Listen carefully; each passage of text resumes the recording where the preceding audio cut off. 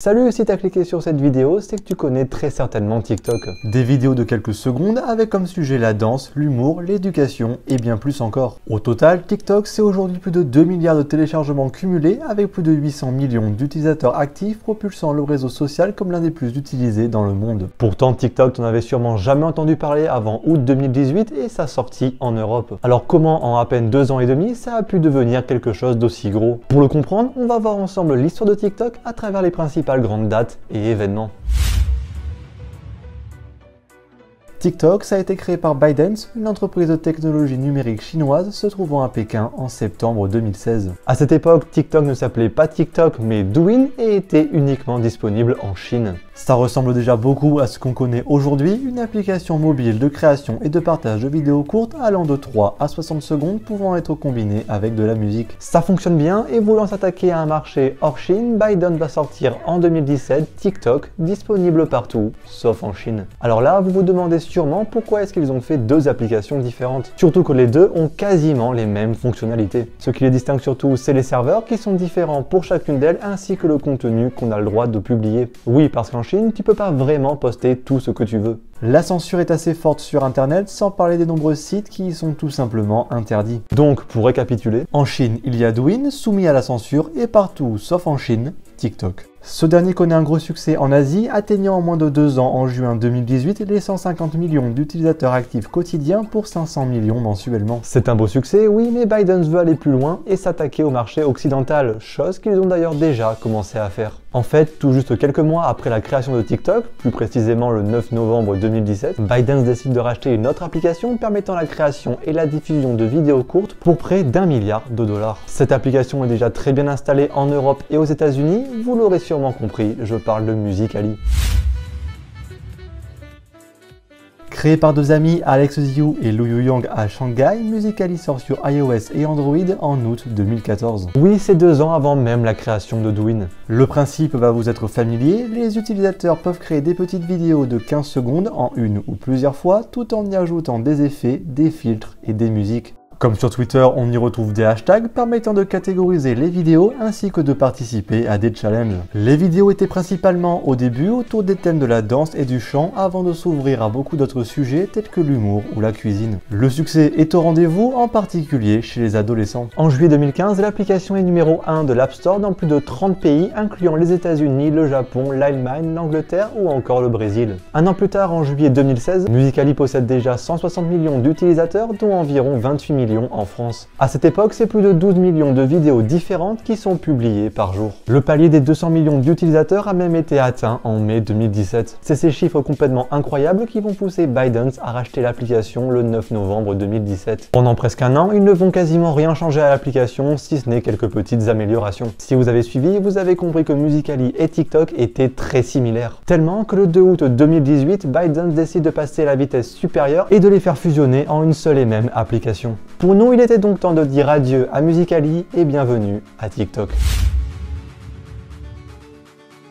Pour Stefan Henrich, le chef du marketing de TikTok, les deux plateformes opèrent dans des zones géographiques distinctes sans beaucoup de recouvrement et il était temps de les rassembler. L'ensemble des comptes et des vidéos postées sur Musical.ly sont conservés et seront désormais accessibles depuis TikTok. Cet événement va complètement supprimer le nom de Musical.ly, faisant de cette application l'ancêtre de TikTok hors de l'Asie. Bon, pour résumer, reprenons. ByteDance a créé Douyin en Chine, puis TikTok hors de cette dernière pour éviter la censure. En parallèle, Musical.ly explose notamment aux États-Unis et en Europe, alors que TikTok domine le marché asiatique. Pour s'étendre, ByteDance décide de racheter Musical.ly avant de la faire fusionner avec TikTok. D'abord critiquée, la fusion est très vite acceptée par les anciens utilisateurs de Musical.ly. Et ce, notamment grâce aux influenceurs et aux campagnes publicitaires postées sur YouTube et Snapchat. Depuis, la popularité de TikTok n'a fait que grossir.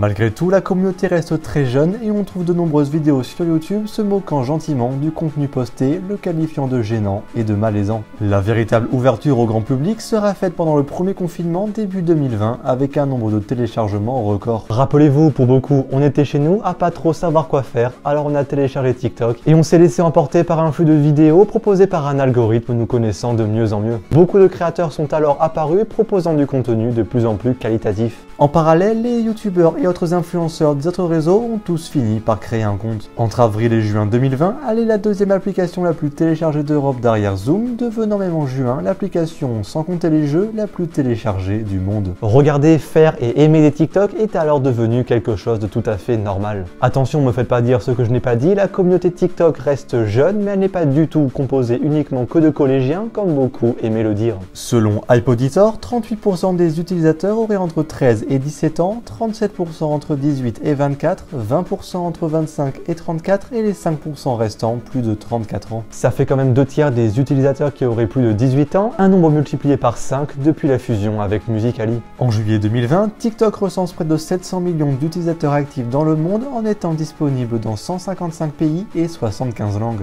Aujourd'hui, TikTok compte près de 800 millions d'utilisateurs actifs et plus de 2 milliards de téléchargements cumulés avec une moyenne d'utilisation par personne de 52 minutes par jour. Alors ça, c'était les chiffres qui font plaisir, mais TikTok, c'est aussi beaucoup de problèmes avec la justice. En février 2019, elle est condamnée à une amende record de 5,7 millions de dollars par la Commission fédérale du commerce américaine. L'application est ainsi reconnue coupable d'avoir illégalement collecté et laissé public des données d'enfants de moins de 13 ans. En décembre 2019, TikTok est interdit sur l'ensemble des téléphones professionnels des militaires américains pour des raisons de cybersécurité. Cela sera rapidement suivi par de nombreuses administrations fédérales du pays, allant même jusqu'au parti démocrate qui recommandera à son équipe de campagne de désinstaller l'application. En août 2020, le président Donald Trump annonce son souhait d'interdire l'application dans le pays avec comme motif le risque d'espionnage. Bon, ça on en avait beaucoup entendu parler à l'époque et finalement TikTok a été sauvé, ce qui n'est pas le cas en Inde. Déjà en avril 2019, l'application avait été interdite provisoirement, accusée d'encourager la pornographie et de montrer du contenu inapproprié tout en exposant les enfants à des prédateurs sexuels. Après la mise à jour de la sécurité et une suppression de plus de 6 millions de vidéos, TikTok est de retour jusqu'en juin 2020 où elle sera définitivement bannie en étant inscrite sur la liste des 59 applications chinoises interdites dans le pays. Elles sont entre autres accusées de voler et transmettre clandestinement des données des utilisateurs indiens en dehors du territoire. TikTok est aussi banni du Pakistan depuis octobre 2020 pour diffusion de contenus immoraux, obscènes et vulgaires. En France, la CNIL a aussi ouvert une enquête en août 2020 afin de s'assurer que l'application respectait bien le RGPD.